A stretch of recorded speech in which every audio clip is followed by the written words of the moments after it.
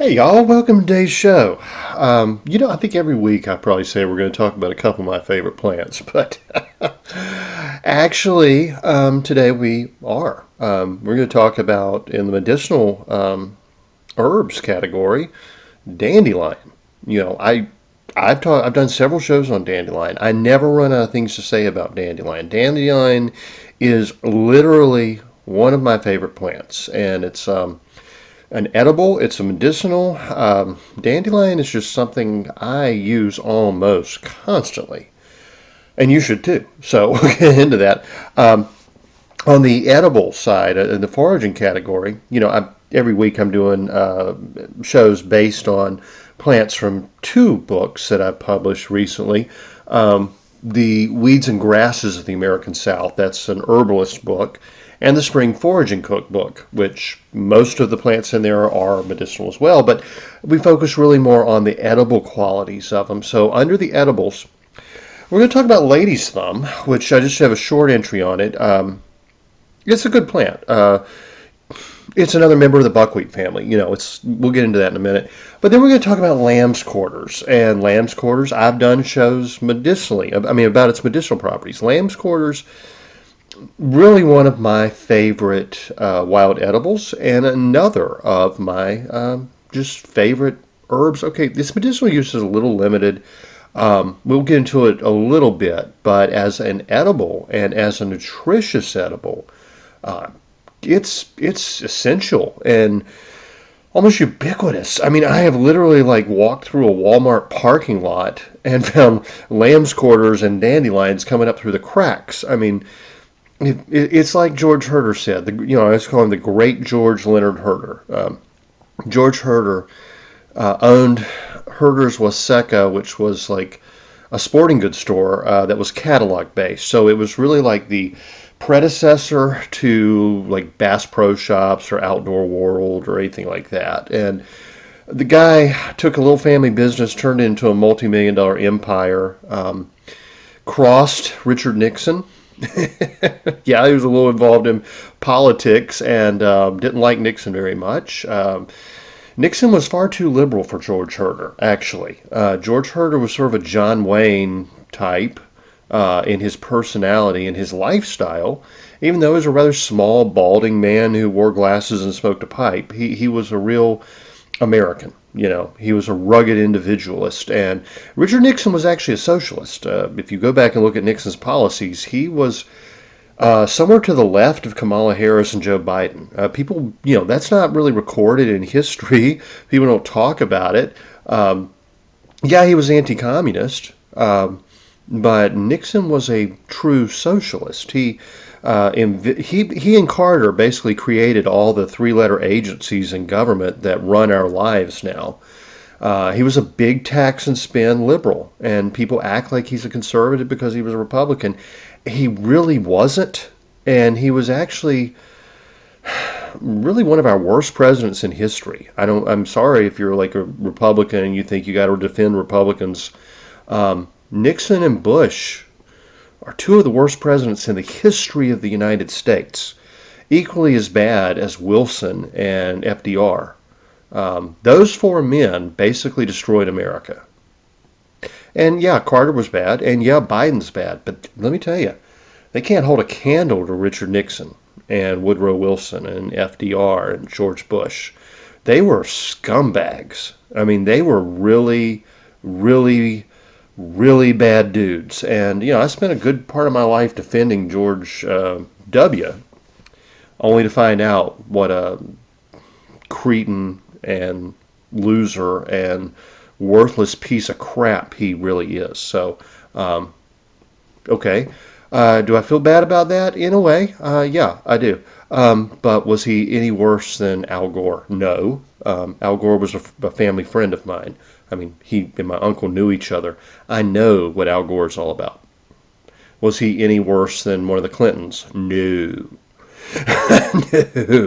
No. We just, when they give us a choice between a Clinton and an Al Gore and a John Kerry versus a Bush or a Romney or a McCain, forget it. Roll the dice. They're all horrible. Horrible people. John McCain was awful.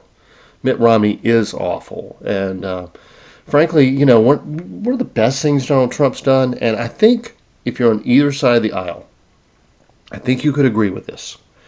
He broke the Bushes. He broke the Clintons. He broke the McCains. He broke the Cheneys.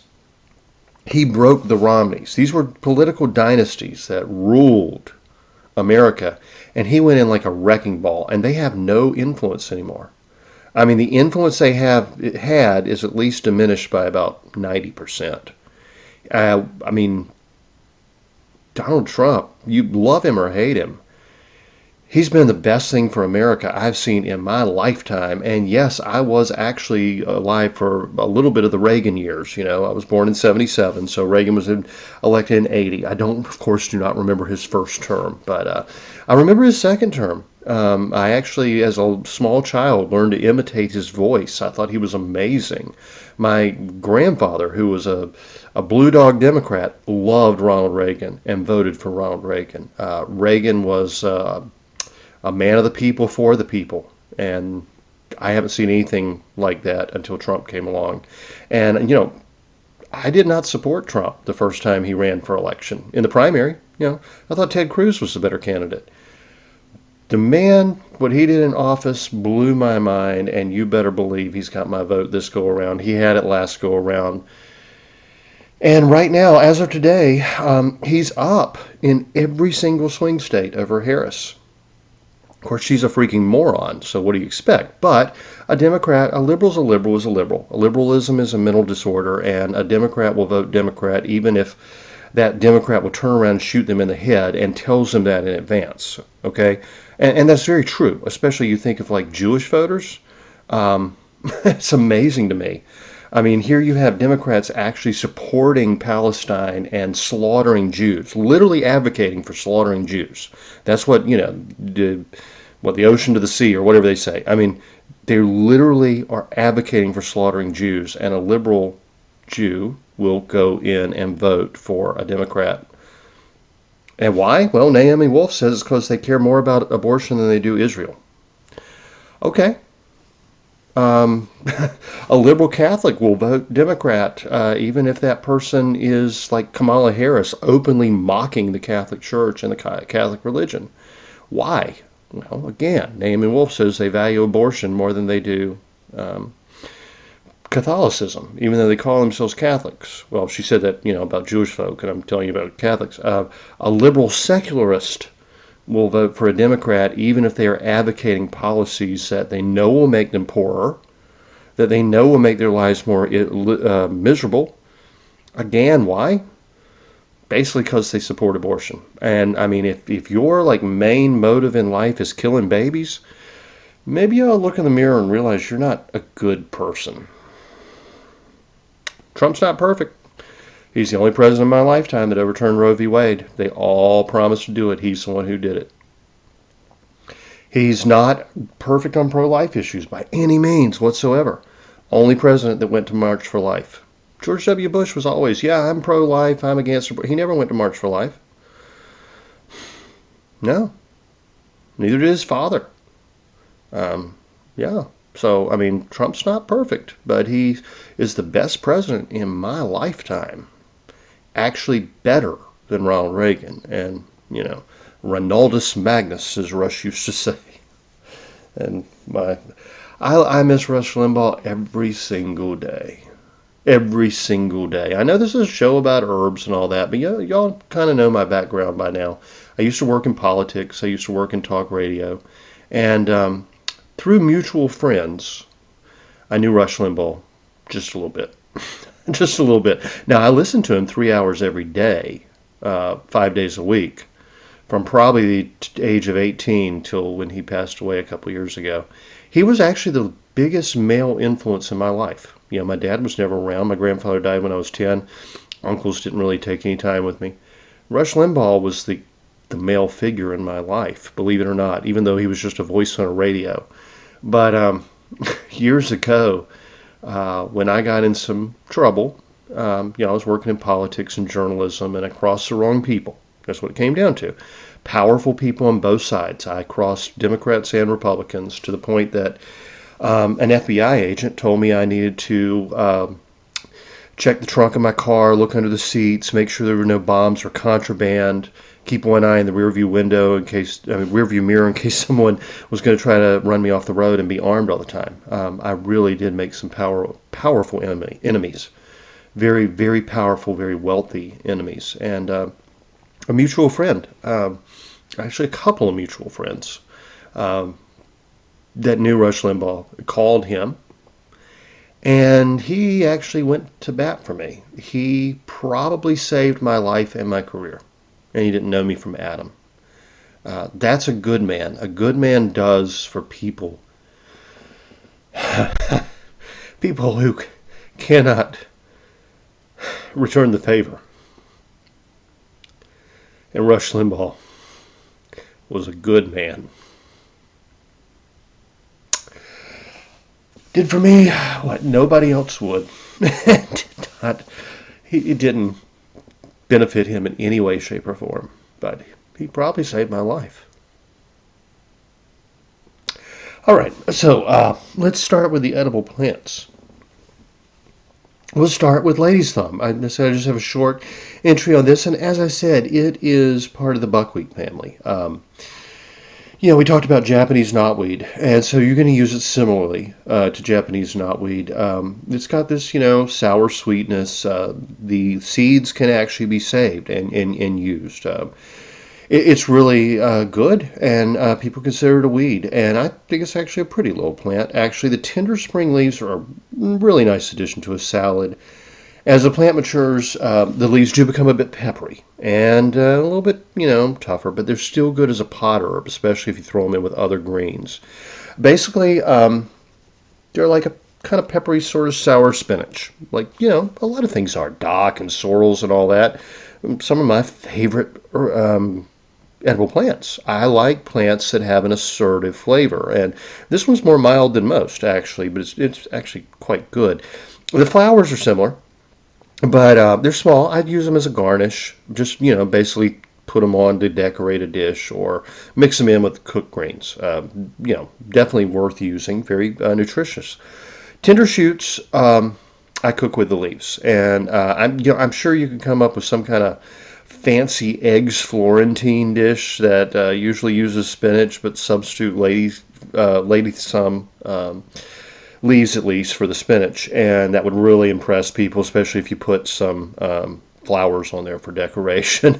Just think of it as spinach. Use it like spinach. It's a no-brainer, and it is one of the easiest wild plants to introduce people to. Nutritious, not terribly exciting, just like spinach. And I love spinach. Actually, as a kid, that was like my favorite food. I know that's weird. Actually, pickled mushroom caps and salami were my favorite food. I've always had odd tastes, okay? But I guess because I grew up watching Popeye, I had a thing for spinach, and I insisted on having spinach for every meal. So my mom would buy canned spinach by the case.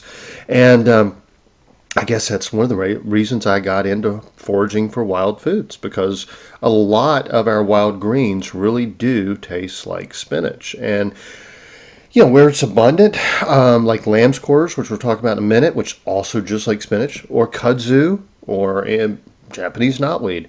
Harvest all you like. Most people consider it an invasive weed. It's free food. As long as it's not, by a roadside or in a parking lot where you're going to get runoff and, petroleum chemicals, go crazy with this one. It's a no-brainer. I'm serious. It's quite good and quite abundant. And like I said, very much like lamb's quarters, which we're going to talk about now. And of all the wild greens that are similar in taste and texture to garden spinach, lamb's quarters is the most similar. It's the Chenopodium species, sometimes called goosefoot, lumped in with amaranth and a million other plants that are called pigweed or pigweed or whatever. So I just go with lamb's quarters to differentiate. I know of at least one farmer who he's a market gardener. He at least probably 3-4 days a week he goes to a farmer's market and sells whatever he has in season. And when it's too hot for spinach, he sells lamb's quarters and just calls it wild spinach. And it's a free crop for him. He just goes out and forages for it, fills bags for it of it, and people love it. People line up to buy his wild spinach. Now, of course, we also have garden substitutes like New Zealand spinach or Malabar spinach, which are garden plants that are false spinaches. I think Malabar spinach is actually the sweet potato family, if I'm not mistaken. So he can offer all three of these plants. He can offer the lamb's quarters along with those two. And really, people go crazy over it. I mean, there was like a waiting list. So definitely worth considering growing this one in the garden. But do learn to identify. It's real easy to identify plant. The leaf is called goosefoot because it has a specific shape, almost like a goose's foot. Uh, Fantastic, just delicious, super nutritious, and again, considered a weed by people. People spray it with Roundup, which, that's just stupid. Why give yourself cancer as opposed to eating good, tasty, nutritious food? Yeah. Anyway, but this one, I love it so much. I had to give you a special recipe for this one. I've said there's so many pot herbs that taste like spinach. This one I'm actually going to use exactly like spinach. I love cream of spinach, a soup or in a casserole. So let's do a cream of lamb's quarters. Freshly picked, blanched, and or frozen lamb's quarters. Okay, so you can use it fresh or you can blanch them and freeze them. As much as you have on hand that'll fit in your pot. So, I mean, I'm not going to give you quantities on this. If you don't have enough lamb's quarters, throw some spinach in with it or whatever else you got. One shallot or onion or garlic, maybe two. Yeah, I'd go with one. Yeah, or small onion or a couple cloves of garlic or ramps or chives or wild garlic or whatever you got. Maybe the only thing I'd use leek. Why not? I love leeks. Absolutely love leeks actually, but they are a little tougher. So maybe go with green onion. Scallions if you were kind of choosing between the two at the store. Boy, you just have to cook them a little longer. I absolutely love leeks. I could eat leeks every meal. As I do have some Welsh heritage. Turns out I'm about a fourth Welsh, so I guess I come by it naturally. The leek is the national symbol of Wales. They used to wear them in their hats when they went into battle. So if they ran out of food, they'd eat the leeks. If they got cut or wounded, they used the leeks as an antiseptic. It has the same properties as garlic. And so the symbol of Welsh resilience is the leek. And I think, wouldn't that be cool if people walked around with leeks on their heads? I think we ought to bring that back. I'm just saying, I could see a top hat with a big, trimmed leek. I could, if I wasn't 6'4", I can't wear a top hat. I can't. I'd have to stoop under every door. But anyway, butter, obviously, milk or cream, flour, a little nutmeg, or a dash of Creole seasoning. I always say nutmeg or Creole seasoning or Cajun seasoning, and I prefer Creole seasoning. Okay, some people would say nutmeg but nutmeg to me just does not go with cayenne pepper. Now, some people think it does. I would combine that in a few, like maybe spiced pecans or something. That would be fine. But and garlic. I mean, nutmeg and garlic to me just kind of fight a little bit. But so I'm going to say either or, but you may want to do both. Salt and pepper, herbs of your choice, and I really just like a good pinch of mint and some parsley in this. But it just depends on what's in the garden. I would not hesitate to use anything that's in season. Really anything, unless it's too bitter. Now, I mean, of course, I wouldn't put wormwood or something like that. But, a little bitterness from mint's not going to hurt anything, especially if you use nutmeg. Those two actually really work well together. So if you do use nutmeg, I'd definitely go with mint. But mint actually works really good with Creole seasoning as well. It's very much like bay leaf when cooked. But more mild and more pleasant to most people. So a lot of people don't like bay, by the way. I do. I like bay leaf a lot. But like my mom, for instance, hates it. So, but she loves mint, substitute for it. And taste-wise, they're almost identical. A little bit different on the nose, but on the tongue, they're almost identical. So, play around with it. Definitely some tops of celery, always good, Cheese, that would be optional. A dash of Worcestershire sauce, Worcester sauce, whatever, optional, but I like it a lot. Splash of white wine or sherry, optional, but again, to me, almost essential. So, as you can see, you can alter this recipe to taste any way you like. In its most simple form, just season with shallot, salt, pepper, and nutmeg. And it gives the traditional, that nutmeg gives you that traditional kind of slightly sweet taste. The nutmeg actually brings the sweetness out of the butter and cream. It doesn't add sugar, but it makes the sugars in the dairy stronger. It makes it, you taste them more. It actually carries that scent to the back of the palate, really the back of the sinuses, and you get more flavor. That's why we use a lot of spices, actually. But do not use much nutmeg at all, okay? You just want enough to bring out the flavor, make it a little more aromatic. In early America, if you go back to the old cookbooks, like the Virginia Housewife, Mary Randolph, my distant ancestor from the 1700s, or well, any of the old cookbooks from colonial times, you will be amazed how much nutmeg people used. It was like the spice. People like Thomas Jefferson carried nutmeg with them everywhere they went. They would not be without it. If you had the money to buy nutmeg, you had nutmeg, and you kept it in a little tin canister that had a side to it that you could grate it, and you just grated it into your food. And that was a sign of being kind of upper middle class to wealthy, and they used a ton of nutmeg. I like a little bit, but how would I put it? If I'm going to use nutmeg, I want to balance it with something, at least parsley. At least parsley. You mix up as you go. The Creole seasoning that I mentioned before is really just a mix of cayenne pepper, cumin, oregano, and garlic powder. You add to it whatever. I will add a little parsley. I'll add a little onion. Whatever. But that's the base of it. So don't feel like you have to go buy like Tony Chachere's or something like that, Paul Prudhomme's. You can make your own. Really simple. The recipes for several of these herb mixes are in my Omnivore's Guide to Home Cooking cookbook. So if you want to check that out, you can find them online. I mean, it's no secret really.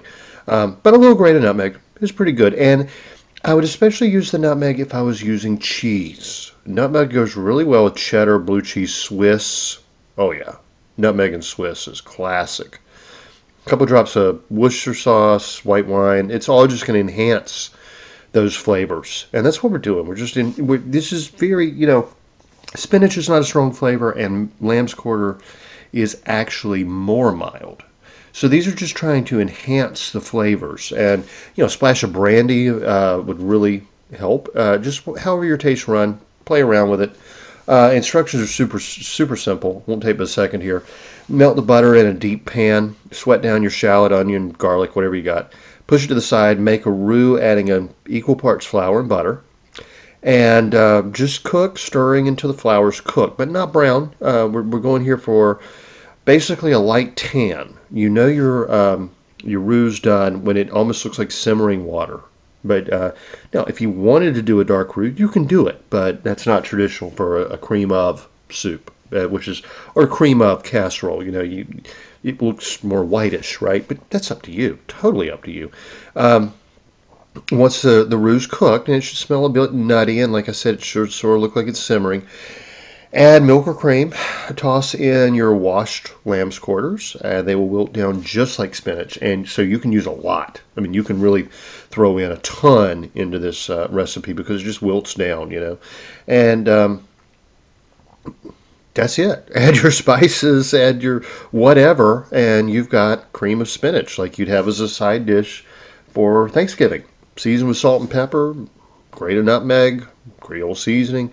Cheese, which is just fantastic. I mean, who doesn't like spinach and cheese in a dip, right? Well, this is fantastic as well in a cream of lamb's quarters side dish, or you can make a meal out of it by putting some cheese and bacon, and maybe putting some toasted pecans or walnuts, and maybe some breadcrumbs and a little olive oil over it, and put it in the under the broiler, let it brown up for just a second. Always be careful not to burn your nuts. I think that's Yes, it's good advice in any case.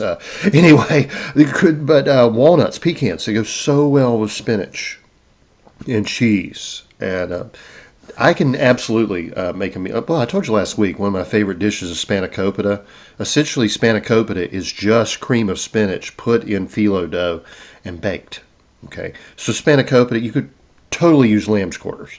But so for a casserole soup, I love this dish, and I'm telling you, this is something I make a lot, and I use a lot of different things. Anything that tastes sort of like spinach, I'm going to put in here.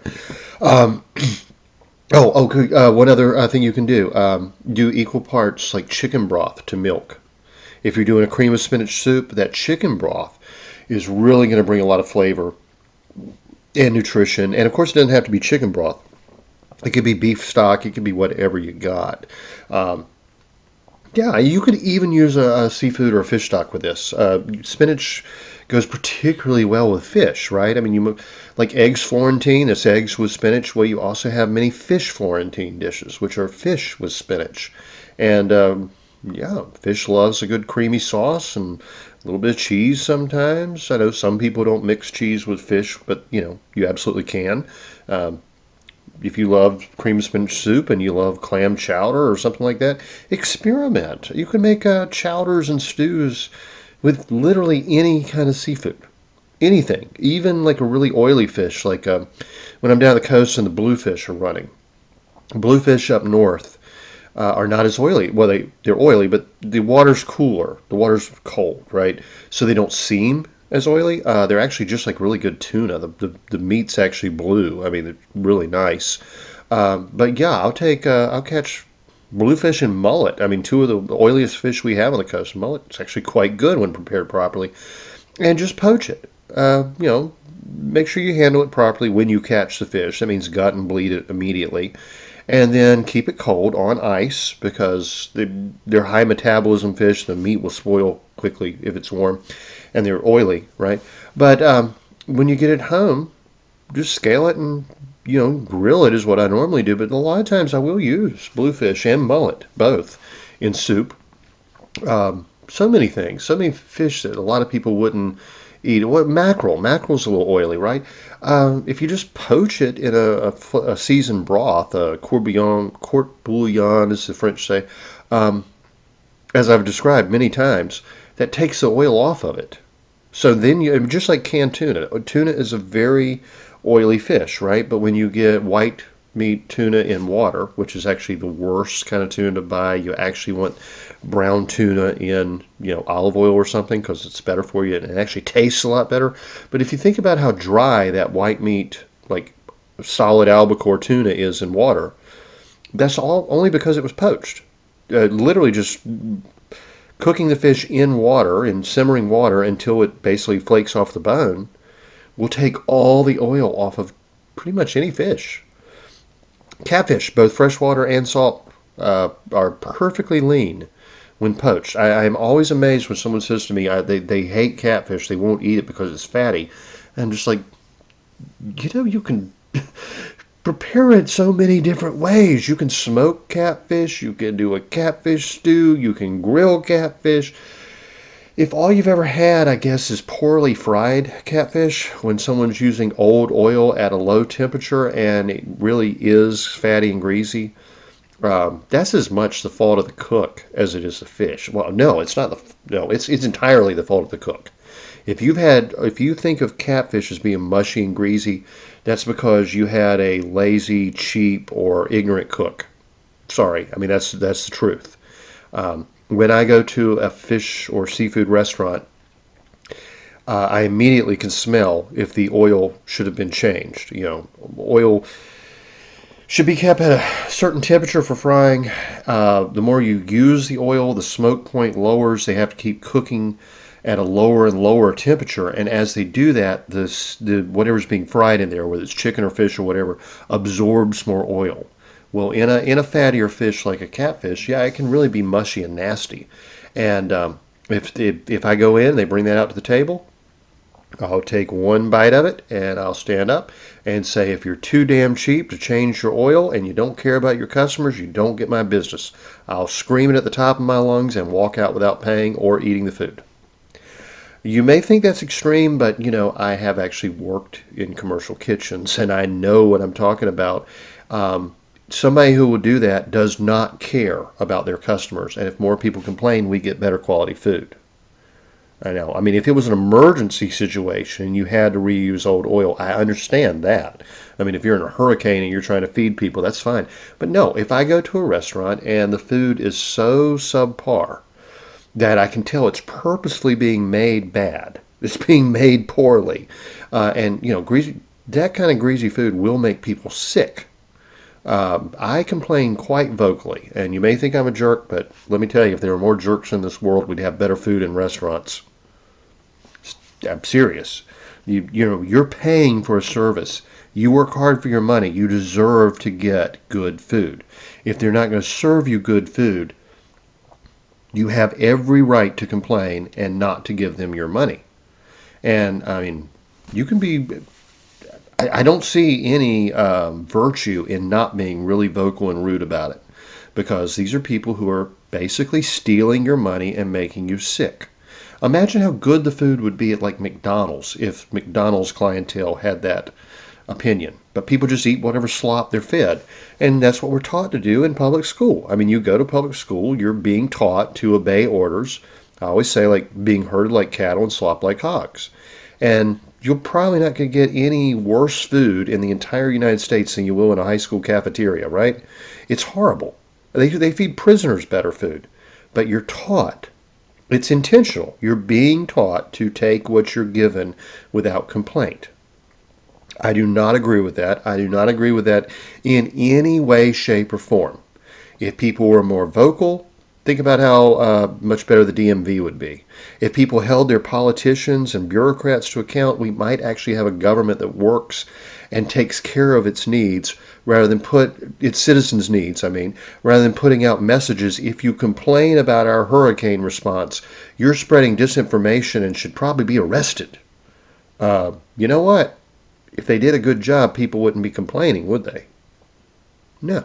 If they don't do a good job, we, the taxpayers, have every right to complain, and in my opinion, a duty. I believe you have a duty if you go to a doctor and are injured through medical negligence or malpractice, or just because they plain don't care, or they leave you waiting 3 hours in the waiting room when you had an appointment for a certain time.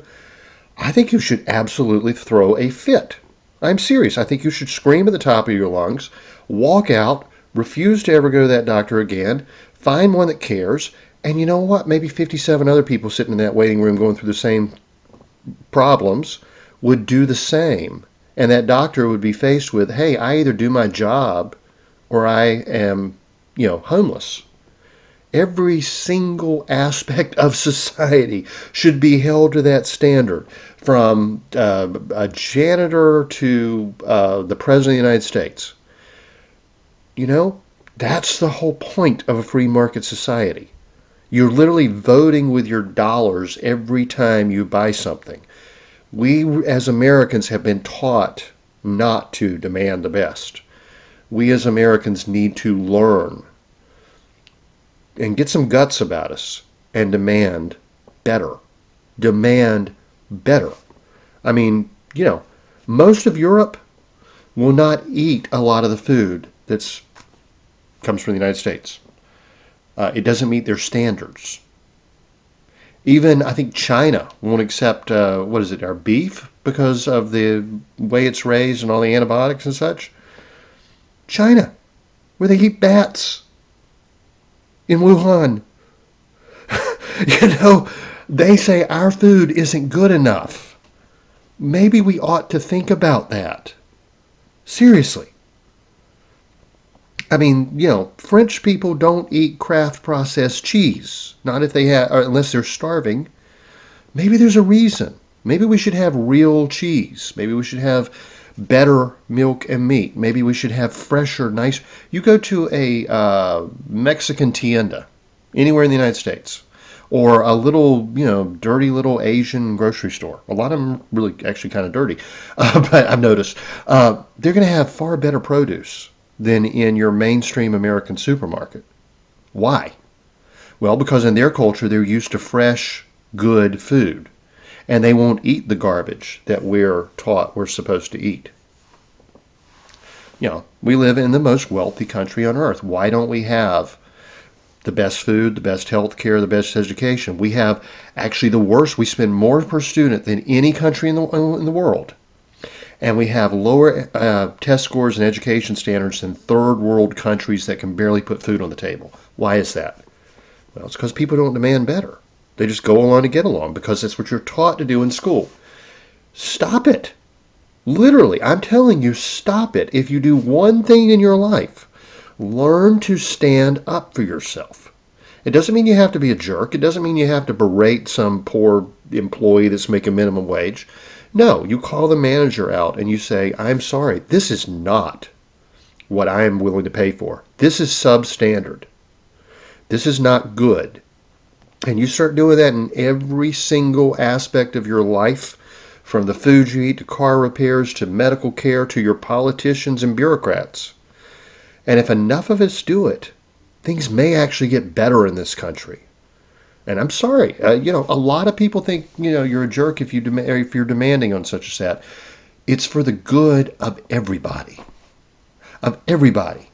There are a whole lot of people that are too shy or too insecure or too poor to speak up. And, they just take what they're given. It's actually your duty to stand up for them, even if you're uncomfortable standing up for yourself. If you have kids, demand better education. Demand higher standards. And if your public schools won't do it, I'm sorry, you're going to have to homeschool. Or, demand that your politicians stop taxing you for public education so you can afford private school. You're the only person that's going to advocate for yourself. And when it comes to advocating for others, what happens in nursing homes and such, and daycares, is often criminal. And no one's standing up and advocating for those people. And they can't do it for themselves any longer. Or as a kid, as a little kid, I faced, in public school as a kid, what we would literally consider criminal abuse. And, I didn't know. I was a kid.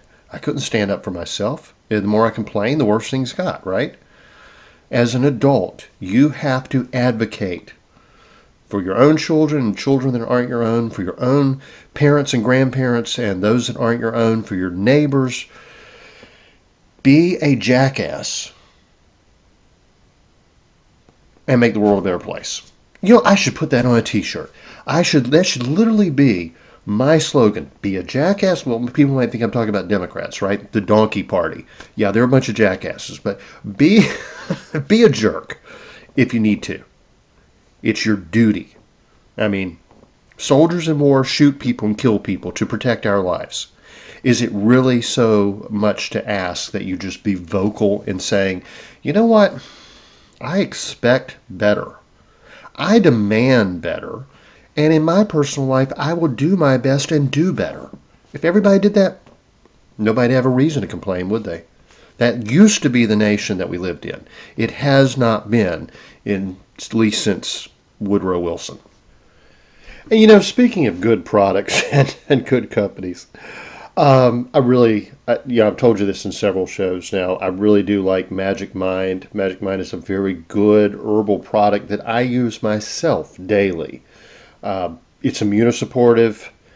It's good for brain function, for cognition, for memory. In my opinion, obviously, I don't give medical advice, but these are herbs that I have researched and rely on.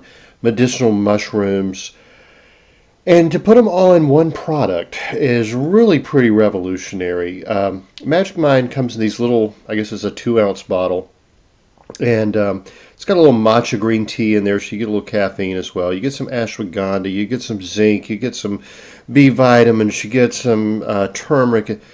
Really good stuff. And It was designed really to improve mental clarity and cognition. If you've been through COVID, I had COVID, you know what brain fog is all about. Well, Magic Mind is what I recommend to anyone. If they say, do you know something that's going to help me improve my memory to get rid of the brain fog? I say, yeah, Magic Mind. It's good. I like the subscription aspect of it. Like I always say, it's not an inexpensive product, but it's not overly priced either. For the quality of what you get, it's very good. And if you use the code that they are offering to my listeners, you can get a nice discount, 20% off a one-time purchase, but actually 48% off the subscription. Well, that means it's down to like $3 a bottle. So it's really incredible. I mean, if you go to the gas station and you pick up like 5-hour energy or something, that's kind of garbage, and this is like really good. And at $3 a bottle, wow, you're not going to get a cup of coffee from Starbucks for that, and this is going to be a lot better for you, actually. It's not burnt coffee to start with. Well, I hate Starbucks, but anyway, free shipping. With your subscription, they just deliver it to your door, your mailbox. They'll send it out every month. You just don't have to worry about it. It's really quite nice, actually. 15 bottles come in a case. They actually have larger cases, like a 30 bottle case, but you could take a whole 2-ounce bottle of it every day, or you can take a half. So you can make it kind of fit your needs. Definitely do use the code. It's Judson Carroll 20. Let's spell it out for you, I guess. JUDSONCARROLL 20. Or you can just go to magicmind.com/Judson Carroll 20 and you'll get the discount. Like I said, I like it. I've used it for several months. The more I use it, the more I like it. As someone with a family history of ALS Lou Gehrig's, I'm very concerned about such issues. Lion's mane mushroom is one of the most promising herbs to combat that truly horrible disease. I don't think I can emphasize enough how horrible a disease that is. My grandfather his words began being slurred, and he began to stumble a little bit, and went in. They didn't know what was going on. They thought maybe it was Rocky Mountain spotted fever, Lyme disease. It wasn't. It was what we now know as ALS. He was one of the first people actually diagnosed with it in modern times, and gradually lost control of completely paralyzed throughout his entire body, all but his eyes. That was it. Lungs were paralyzed, had to have a ventilator, G-tube to feed him. He spent years. He was the first person in North Carolina to ever be at home on a ventilator. It is truly horrific, and pain also, like you cannot imagine. I remember when we went through the estate, the narcotic pain medicines were as high. I had honestly no idea that he was in that much pain. I was a kid. Glad I didn't know. So we want to do everything we can to prevent such horrible degenerative autoimmune diseases. And lion's mane mushroom is very promising in that regard. I'm not going to say it's a cure-all. I'm not going to say it will prevent or cure any disease. Of course, I can't legally say that. But clinical studies have shown that what we call the lion's mane or the bear's head or the pom-pom mushroom, it's Hericillum, I believe. Anyway, Hericium. I'm not good at pronouncing that one. But you probably know what I'm talking about. Really very promising against autoimmune and neurodegenerative conditions. So I like this product. I'm very glad to use it. I'm very glad that they are offering this discount to my listeners. And I hope if you can afford it, you will take full advantage. So anyway, y'all, check out magicmind.com and be sure to use the promo code JudsonCarroll20. Now let's move on to our medicinal herb. And it is Dandelion, Taraxacum officinale. Obviously, I came to herbalism as a forager. I have a passion for wild plants, for wild food, and so I was eating dandelion long before I knew what medicinal values it had. Dandelion is not native to North America. It was brought here by our ancestors to be food and medicine, especially food. I mean, it was really one of the first greens, but I've done so many shows on dandelion. I'm going to skip probably a lot of history, a lot of things I've probably said before. But I will say that dandelion has medicinal use as far back, probably as ancient Egypt, but it was documented by the ancient Greeks. Dioscorides called it chondrilla, and said it was similar to chicory, which the Greeks and Romans really loved chicory. They're the ones that domesticated it. But yeah, the two are almost interchangeable, except dandelion's a little nicer as an edible green. Interesting, he said that taken as a drink with wine, it was good against the bites of vipers. I have no idea if that's true. I think it's better just to avoid being bitten by vipers. And if you are, probably don't rely on dandelion. I'm just saying, probably better. There are a lot better. We've discussed herbs you can actually use for snake bites and such. But anyway, that's what they thought. Now, getting to monastic medicine, is St. Hildegard von, I've always heard it mentioned. A reader has told me it's Bingen. A listener, I should say. We're going to go with St. Hildegard von Bingen. Called it Sunny Werble. I love that name, Sunny Werble. It's Old German, but she used the same word for dandelion and chicory. But interestingly, she said it was particularly good for pain in the chest or hoarseness in the voice. But both herbs, obviously a good tonic for digestion. They're bitter herbs. They're good for the liver. They're good for stimulating the stomach acid. They're good for indigestion. Wonderful. Dandelion is used in German folk medicine. Gosh, I mean, it's one of the most ubiquitous herbs they use. I mean, really. Brother Aloysius said it was good for jaundice. Again, it's a good liver herb. For bladder disorders, weak stomach, consumption, that's tuberculosis, fevers, gravel, or, kidney or bladder stones. Renal pain, scurvy, dropsy, good for swollen glands, eczema, all liver complaints, pulmonary complaints, and dysentery. So obviously, I mean, it's like a panacea. Maria Trebin wrote 70s and 80s. She kind of, she's largely responsible for reintroducing German folk medicine to the Western world. She talks about how to gather it and make a wonderful syrup out of the flowers. You can make dandelion wine. I've done a show on that before. You can also make a dandelion syrup out of it, just cooking down the dandelion flowers, the flowers in full bloom. Make sure there's no white parts on the back of them.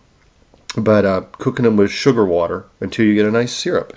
And it is just like honey. And it's really nice on a biscuit. Yeah, really good. But she also made a digestive bitters out of the stems. And it's a fantastic bitters recipe. Good for digestion. Can actually help with allergies and gallstones. And that's literally just taking the stems of dandelion and infusing them in vodka. I mean, it's that easy. Or you can make a tea. You can always make a dandelion tea. She said it was good for rheumatism, glandular swellings. The roots are particularly good as a tea or infusion or a tincture. She said it purified the blood, improved digestion. They're diuretic, sudorific, as well as stimulating. Old herbals state that women use the infusion of the plants and roots as a beauty aid, and yeah, that goes back very far. They would wash their faces and eyes in it, made the skin look more youthful and clear, and helps with acne. Actually, she said in the 16th century, dandelion was used for removal of freckles and liver spots, for fevers, contagious diseases, liver and stomach ailments, and even for malaria. So super useful. No, that actually was Sophie Hodorowicz-Nab who I got that information from, if I remember correctly. She's the one that wrote the wonderful book on Polish herbal medicine, and she recommended fresh leaf applied to cuts and wounds, and a syrup made from the flowers as a cough remedy, a cough syrup. In Russia, Igor Vilovich Zevin says that the dandelion syrup, and really the whole plant, was called the elixir of life. He says dandelion roots were a favorite remedy of, what was that guy's name? Panteleimon. He's actually like a Russian Orthodox saint. He's like really historical figure. And he was an herbalist. He was called, I think, Panteleimon or something, the healer. He was a Russian Orthodox priest, really the most famous herbalist in Russian history. He used the dandelion for just about everything, actually, and it was a favorite remedy in the imperial court, and used extensively by members of the royal family as a general tonic and to treat a variety of health problems. Gerard also kind of lumped dandelion and chicory in together, calling them both succory. So we won't get into all the history of that. He said it was really good for a weak stomach, and he saw it more as a food. He said it was good for the belly and for dysentery, and actually boiled it together with lentils. I haven't tried that. It might actually be pretty good. Let's see. The seed, interestingly, he used it as an infusion, or in wine mostly, or vinegar, and said that it was a good diuretic. It would help with suppressed urination. Interestingly, speaking of that, Culpeper called it piss-a-bed because it was so good as a diuretic, it might cause you to wet the bed. And anyway, by the 1600s, he said that was a somewhat vulgar term. In the 1500s, it would have been common. So they were starting to move away from that phrase, which actually comes from French, which is really the only reason the English find it offensive is because it's a French word as opposed to an English word.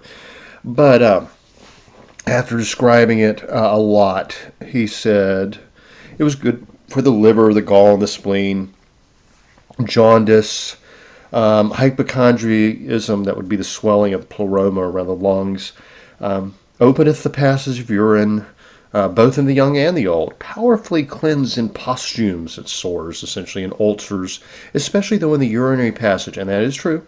Dandelion is very good for bladder infections and cystitis and such as that. It has some antibiotic properties, actually, making it an excellent herb for bladder infections and cystitis. Wow, he goes on quite a bit. Miss Grieve in the 1930s gives some modern use. She gives a lot of history. I'm going to skip through a lot of this because we've covered this in so many shows. This is probably the 5th show I've done on dandelions, so I'm trying to do some uses that I haven't included in the others. Let's just say it is truly one of the most useful and ubiquitous of all medicinal herbs. But for some reason we consider it a weed, and people spray it with Roundup because they don't like it in their lawn. Well, I think that's stupid. Anyway, let's see. She mainly used the roots, diuretic, tonic, slightly aperient, general stimulant for the system, but especially to the urinary organs, and chiefly used in kidney and bladder disorders. Let's see. I'll see what the American uses are, but I think we can pretty much wrap it up. In fact, yeah, let's just go ahead and wrap it up. We'll do plants for a future. I actually have a bitters formula that I've given you before using dandelions. I like to combine dandelion with burdock and licorice and fresh mint, and that is what I call my cooling bitters formula. It's really, really nice, and it's one you can use licorice in because, you can't use licorice with gentian. They kind of cancel each other out, and most bitters formulas are gentian-based. So Yeah, that's a nice combination. So, and it's super easy. I mean, just get like basically equal parts dandelion root, burdock root, licorice roots, and just some fresh mint and some juniper berries. And it's very good for the immune system, good for digestion, an excellent bitters formula to take for going to bed. Because, well, you can also include like hops bud or skullcap in there, so it can be a calming bitters formula, and that helps a lot if you have like a acid indigestion. If you have when you lay down, if you start getting like heartburn and such, uh, that's my go-to bitters formula. I love it, and it's actually quite tasty and can help you sleep. So, and you can put ashwagandha in that too. I've done that before. Ashwagandha is very good in there. Um, Valerian, well, valerian is smelly stuff. It's going to change the entire. Well, you may not like it that way, but ashwagandha, hops bud, passion flower, certainly, skullcap, all real nice. So, plants for future centers, medicinal use of dandelion. The dandelion is a commonly used herbal remedy. It is especially effective and valuable as a diuretic because it contains high levels of potassium salts and therefore can replace potassium that is lost from the body when diuretics are used. All parts of the plant, but especially the roots, are slightly aperient, cholagogue, depurative, strongly diuretic, hepatic, laxative, stomatic, and tonic. The root is also experimentally cholagogue, hypoglycemic.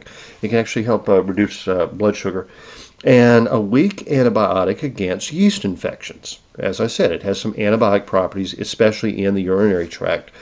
The dried root has a weaker active action. The roots can be used fresh or dried, but should be harvested in autumn when the plant's 2 years old. That's true. You're going to get a much bigger root if you have a 2-year-old plant. One of the reasons I like growing dandelion in the garden, not only do I have nice dandelion leaves that I can eat, put in salads, cook them, whatever, but I know I know when the plant's 2 years old and I can pull it and get the root.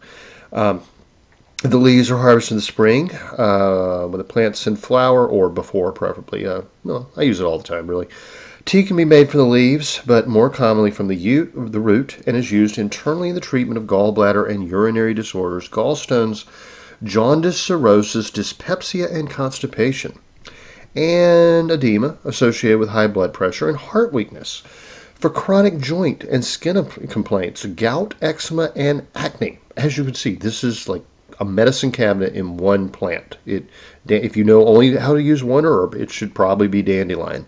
The plant has an antibacterial action, inhibiting the growth of Staphylococcus aureus, pneumococci, meningococci, Bacillus dysenteriae, that's what causes dysentery, so really good to have on hand, diphtheriae, proteus, etc. The latex in the plant can be used to remove corns, warts, and what's that word? Verrucae. But anyway, yes, there's a latex sap in the stems which can actually be applied, and it will it kind of burns away a wart, just like the wart removal stuff you can get from a grocery store or drug store. Do not get it in your eyes. That is the one warning against dandelion. Do not get that latex sappy syrup in your eyes. You could actually blind yourself that way. So be very cautious, just like milkweed. We want to be very cautious about that. The latex has a specific action on inflammation of the gallbladder and is also believed to remove stones in the liver. I've never even heard of liver stones. Wow, okay. That would be a horrible thing to have. So good to know. A tea made from the leaves is a laxative. So, y'all, we are going to wrap it up there. We've gone far afield, but we have talked about several. I mean, well, at least two of what I would consider essential herbs and edible plants. So, and the dandelion is so edible; it's one of my absolute favorites. If I had dandelion greens and lamb's quarters, I probably really wouldn't need any other kind of greens. Now, I'd like to have other kind of greens, mustards and collards and lettuces and everything, that I love to eat. But if, these would be essential, like survival foods. So stop thinking of them as weeds. Plant them in the garden, learn to identify them in the wild. And like George Herder said, and I don't think I ever finished what I was going to say about George Herder, but like George Herder said, people starve for lack of knowledge, not for lack of food. The food's all around us. So anyway, y'all, If you want to learn more about George Herder, I strongly recommend getting a copy of one of his cookbooks, The Bull Cook. The man wrote like 30 books, all self-published, usually about 400 pages long, so you can kind of see why I kind of identify with him. The Bull Cooks are, he wrote 3 volumes of them, that's why I put in plural. Classic American books. I consider him one of the greatest American authors of all time, and an absolute character, a real hero of mine, obviously. Uh, and yeah, I think he and I would have gotten along really, really well. So anyway, y'all, have a great week, and I'll talk to you next time. What? One more thing. Go vote. Remember, if you don't vote, you have no right to complain. Go vote. And anyway, I'll talk to you next time.